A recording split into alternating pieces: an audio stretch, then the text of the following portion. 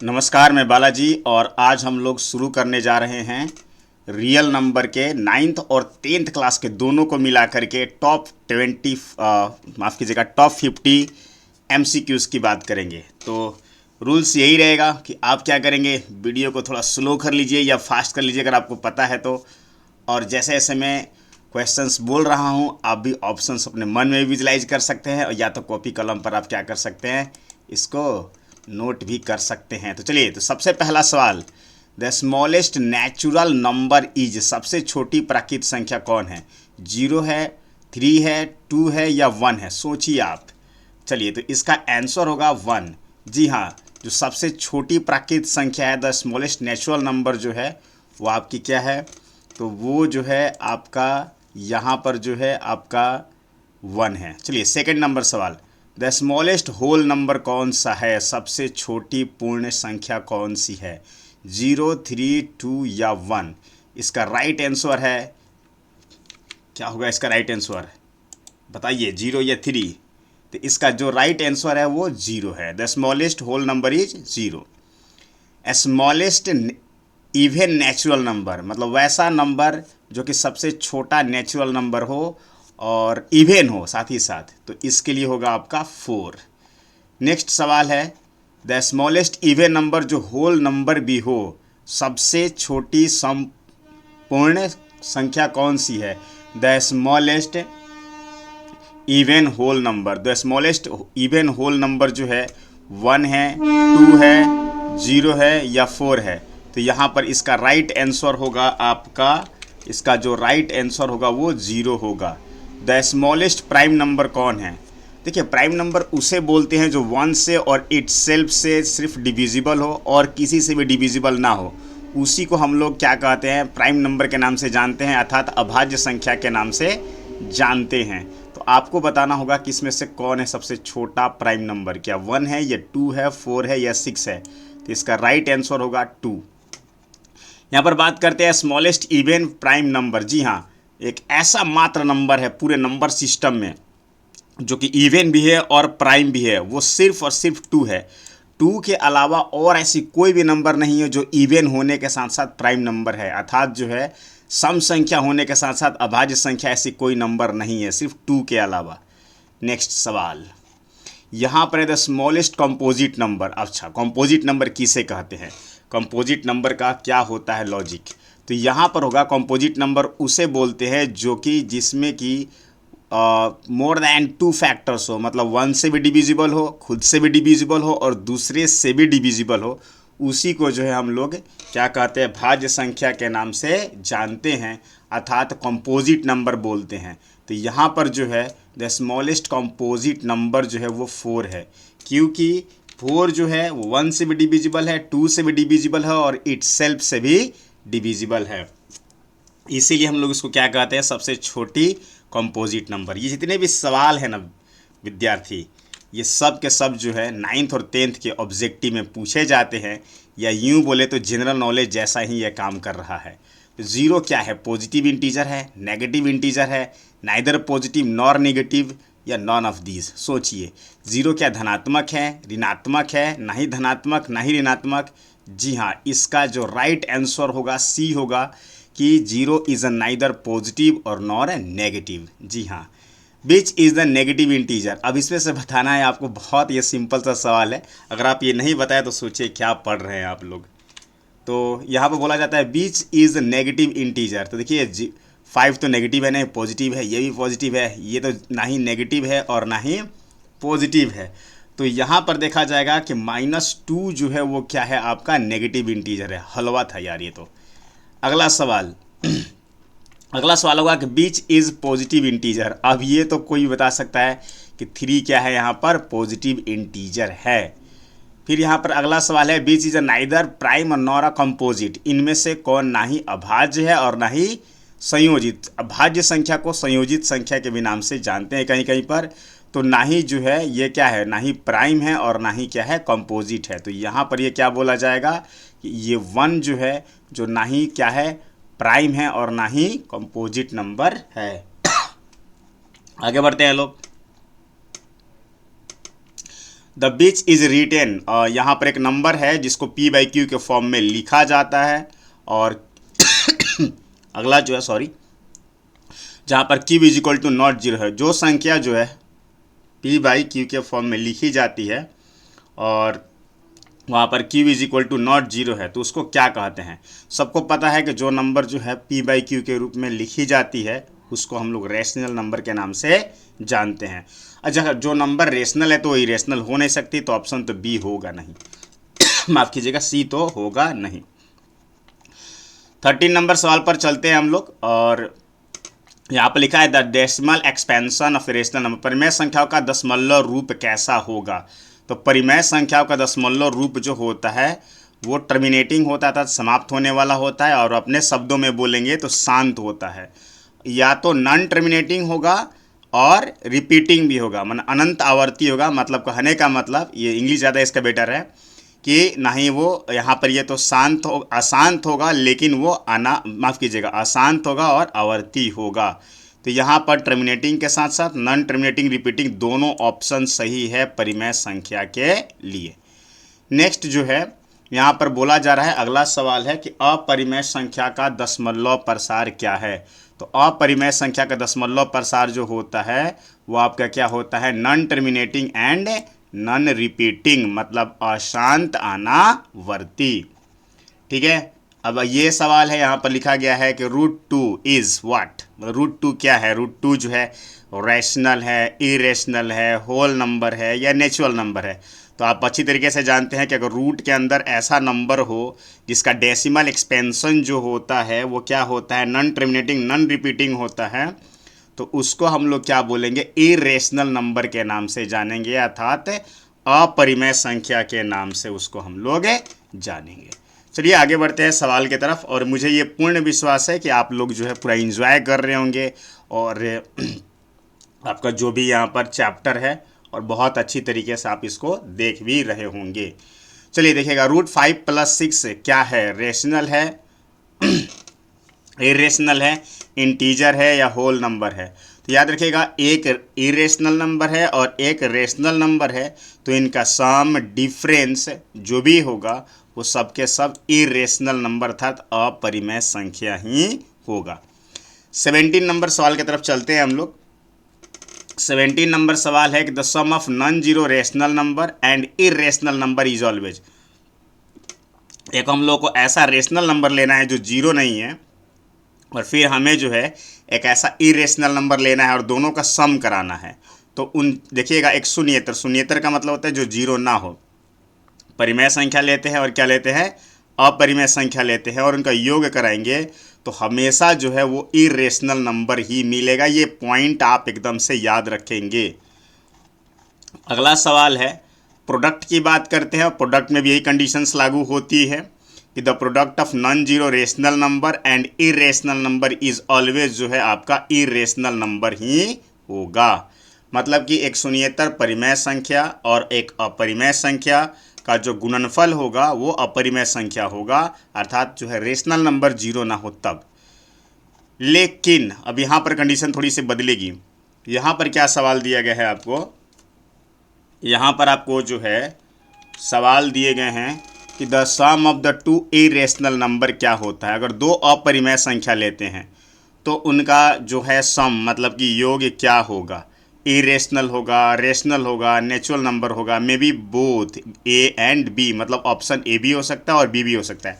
अब थोड़ा इसको ऐसे समझिए, मान लेते हैं कि दो हम क्या कर रहे हैं, इरेशनल नंबर ले रहे हैं, √5 ले रहे हैं और √3 ले रहे हैं, और दोनों का सम करा रहे हैं, तो इस कंडीशन में तो इरेशनल नंबर हो जाएगा। ठीक है, लेकिन अगर जो है हम लोग क्या कर रहे हैं, दो इरेशनल नंबर ऐसा ले लिए, जैसे एक मान लेते हैं कि √2 है और एक -√2 ले लिए, और दोनों का सम कराएंगे तो इस कंडीशन में तो जीरो हो जाएगा, वो रेशनल नंबर हो जाएगा। तो हम लोग आसान तरीके से बोल सकते हैं कि the sum of the two rational number and irrational number may be rational and irrational. अब आप बोलेंगे कि पीछे वाले सवाल में तो आपने क्या कर रखा था, तो पीछे वाले सवाल में याद रखिएगा कि हम लोगों ने जो है रेशनल और इरेशनल दोनों को लेकर चल रहे थे, तो इस बात का आप ख्याल रखेंगे। आगे बढ़ते हैं सवाल की तरफ, और यहाँ पर the difference of the two irrational number, तो डिफरेंस में भी वही कंडीशंस आ गई जो सम में आ रही थी, क्योंकि जैसे मैं √2 ले रहा हूँ और फिर एक -√2 ले रहा हूँ और कराता हूँ तो वो 0 मिलेगा, तो उस कंडीशंस में जो है आपका इरेशनल हो जाएगा। बट मैं क्या करा रहा हूँ, √5 -√3 करा रहा हूँ, तो उस कंडीशन में ये इरेशनल हो जाएगा। तो इस कंडीशन में भी आपका क्या होगा, यहाँ पर दोनों हो सकता है। अगला सवाल जो है देखिए, बोला जा रहा है the product of the two irrational number, दो अपरिमेय संख्याओं का गुणनफल। फिर से वही कंडीशन लागू होगी। एक नंबर मान लेते हैं √2 है और फिर एक √2 है और मल्टीप्लाई करा रहे हैं तो 2 हो जाएगा, तो वो परिमेय संख्या कंडीशन में आ जाएगा। तो इस तरीके से देखा जाए, फिर √2 है और √3 है, मल्टीप्लाई करा रहे हैं तो √6 हो जाएगा, तो इरेशनल हो जाएगा। तो इस कंडीशन में भी हम लोग बोल देंगे कि दो इरेशनल नंबर का जो है, चाहे वो सम हो, डिफरेंस हो या प्रोडक्ट हो, रेशनल भी हो सकता है और इरेशनल भी हो सकता है।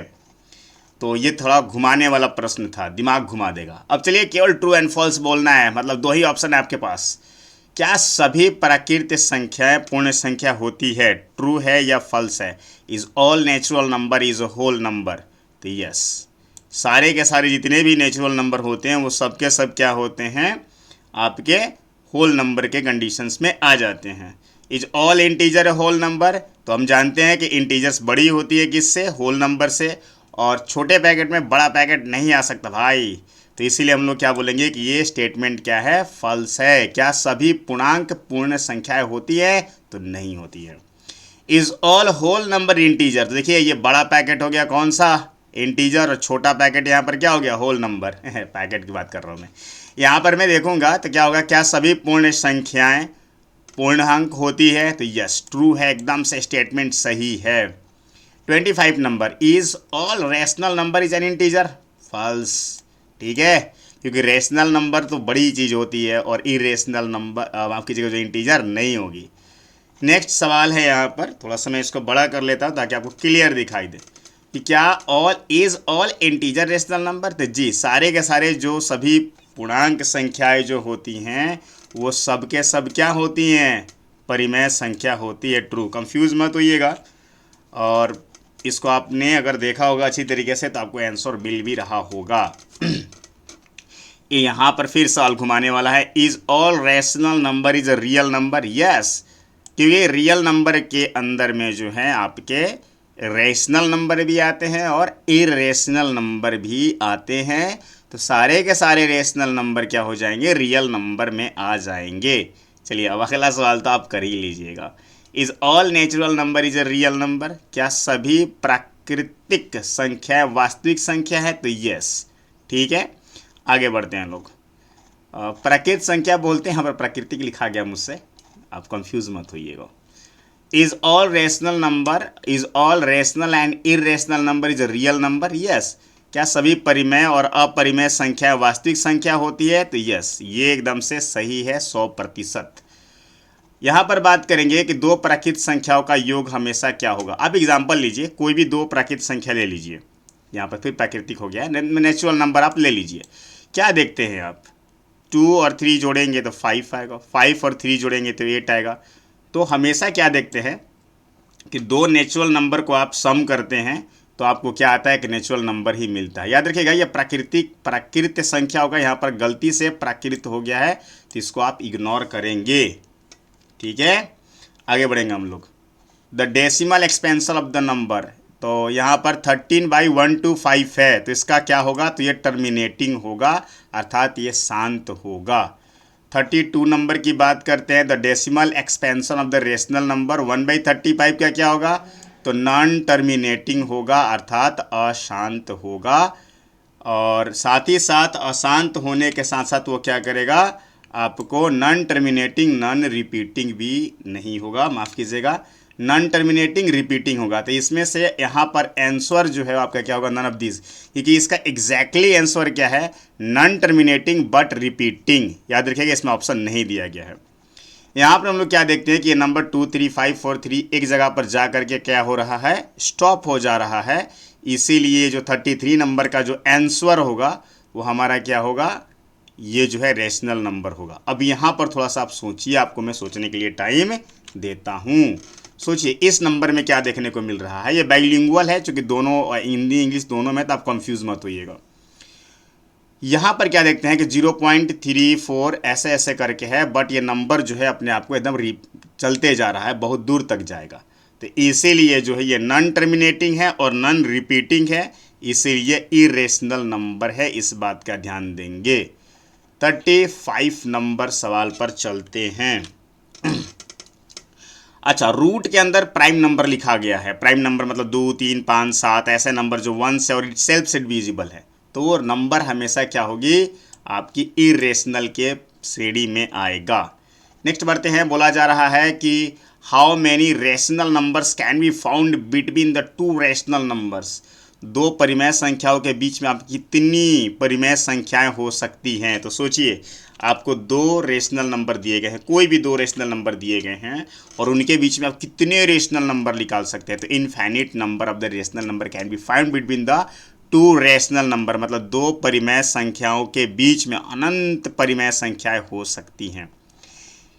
यहाँ पर चलते हैं आगे कि 37 number, how many irrational numbers can be found between the irrational numbers. Between two irrational number होगा कि दो अपरिमेय संख्याओं के बीच कितनी अपरिमेय संख्या है। पिछला सवाल क्या था, पिछला सवाल में हम लोगों ने देखा कि दो परिमेय संख्याओं के बीच, मतलब दो रेशनल नंबर्स के बीच में कितनी रेशनल नंबर्स हो सकती हैं, तो इनफाइनिट। उसी तरीके से यहाँ पर क्या दिया हुआ है कि दो इरेशनल नंबर्स के बीच में कितनी इरेशनल नंबर हो सकती है, तो इसका भी भैया आंसर इनफिनिटिव नंबर्स ही होगा। चलिए शुरुआत करते हैं यहाँ पर कि ये सवाल जो है बड़ा ज़बरदस्त लग रहा है मुझको, और ये क्या लग रहा है कि यूक्लिड डिवीज़न लेमा का अविभाजन का प्रमेय क्या है। मतलब इसमें से हम लोग जानते हैं कि dividend is equal to divisor into quotient plus remainder होता है, मतलब a is equal to B Q plus R. तो कौन सा कंडीशन सही है, तो इसमें से देखिए a is equal to B Q plus R होता है। r की जो वैल्यू होती है वो 0 से क्या होती है, बड़ी या उसके बराबर होती है, और साथ ही साथ डिवीजर से छोटी होती है। तो इसका ऑप्शन नंबर सही होगा ये वाला। अच्छा, इसमें क्यों है, माइनस है तो नहीं लेंगे। यहाँ पर इक्वलिटिव का साइन छूट गया तो इसको नहीं लेंगे, और यहाँ पर खुद ही b से ये बड़ी हो गई तो d नंबर को भी सिलेक्ट नहीं करेंगे। 39 नंबर में चलते हैं। The lowest common multiple of 12 and 18, मतलब 12 और 18 का एलसीएम क्या है, मतलब सबसे छोटा जो है मल्टीपल कौन है, दोनों से डिविजिबल हो।